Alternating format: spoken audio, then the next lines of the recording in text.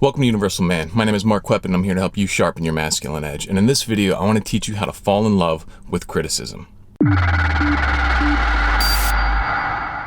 So here's what's up. This video is as much for me as it is for you guys. I think criticism is one of the most important but poorly interacted with things in this modern world. I think particularly as a man, you need to learn how to thrive on criticism. You need to learn how to give it and how to take it. I think that if you really want to be your best, if you want to be the greatest man that you can, then you need to learn how to take the input of others as a useful thing to make yourself better.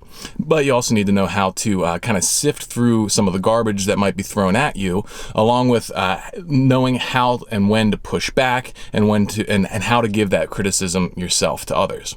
The thing to remember is that nobody is perfect. I don't claim to be anywhere near perfect. I need your guys' feedback to make me better. But, if you're afraid of criticism, that can really hold you back. It can become like a prison where you're so worried about what other people will think that you never actually end up putting yourself out there.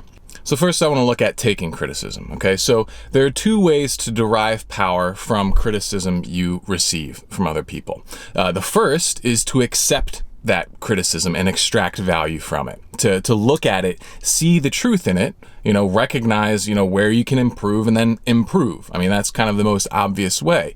But a lot of people are afraid of this because it requires you to admit that you are not perfect, and maybe requires you to admit that, hey, I could have done this better or that better, or I missed this point or whatever. But if you can do that, if you can get over yourself enough to, acknowledge the truth and what other people say about you, then that's an access to an entirely different perspective, because we all have blind spots and limitations in what we can see in ourselves, and sometimes we really need someone else to point out what we're missing. The other way to derive power from criticism is to reject it.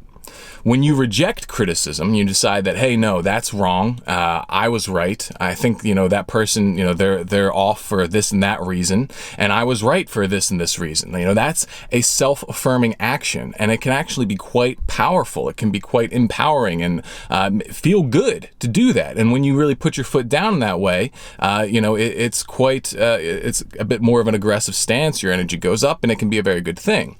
Now, the problem I think people run into with receiving criticism is that they fall to the extreme of either accepting that criticism too much, too kind of blanketedly, or they reject it too out of hand. So it's like the person who accepts too much of criticism or thinks that there's too much power in what other people think. Well, that's the person who becomes terrified of criticism and doesn't put themselves out there because, they don't think they have anything to offer. They don't think that they know anything. And so they don't push themselves. They're afraid to expose themselves and share what goodness they might have. But then on the flip side, you have the person who is too rejective of other people's criticism. They push it away too quickly because they're afraid of potentially being wrong. They're afraid of, maybe that other person has a point. And these people, while they might seem very confident, they're usually, or they can end up being very off-putting, and they can also miss out on some great opportunities to improve themselves and improve whatever they're trying to deliver. So the solution, I believe, is to use this challenger mindset that I've outlined in a previous video. Basically, you have to look at all of the criticism coming at you as, a unique thing. And you have to carve out the good and accept it and use it to transform yourself. But then you also need to reject the bad. You need to carve out those pieces that, I don't agree with this part. Maybe your sentiment over here or, your general reaction is useful, but, your reasoning just seems flawed and silly to me. And being able to separate the wheat from the weeds here is what lets you to kind of always thrive under criticism. If you get unhelpful stuff, well, you get to reject it and you get to affirm yourself. If you get useful stuff, well, hey, you get to improve your, what you're putting out there. It's really a process of criticizing the criticism. If someone, goes out of their way to tell you how you screwed up, I think that person is voluntarily entering into a conversation where you can call them out, where you can say, no, you're stupid, or no, you're wrong for this and that reason. I mean, you probably shouldn't just say you're stupid. You should say, I disagree with you for this and that reason. But I mean, it should be a conversation. Criticism should be a conversation. And so often we don't see that. This is what I try to do in, in this channel so far. I try to respond to comments, with a push and a pull, and that sort of thing as much as possible. And, let me know how I'm doing. I'm open to criticism. I want your criticism so that I can be better. But, if I put a little bit back at you, well, then, hey, you entered into the conversation with me. So those are my thoughts on receiving criticism. I get a lot of it, and I'm still trying to improve myself. But next I want to move on to giving criticism, because I think this is very, very important, and it's something that we really have lost the art of a lot in, this kind of impersonal virtual world. Everyone just kind of, throws their, toxic garbage out there, trashing people, and, it's not a good thing. I would consider that like, trolling and that kind of stuff as, masturbatory criticism. Masturbatory criticism being that, like, you put out something negative just to give yourself a sense of boost and power, and it's nothing productive.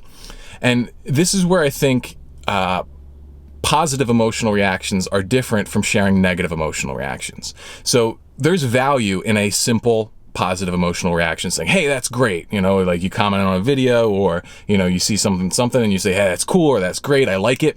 It may be very simple, but that's valuable to the person you're giving feedback to, because they say, hey, all right, great, someone likes this. I can do something with it. I know I'm on the right track. Okay.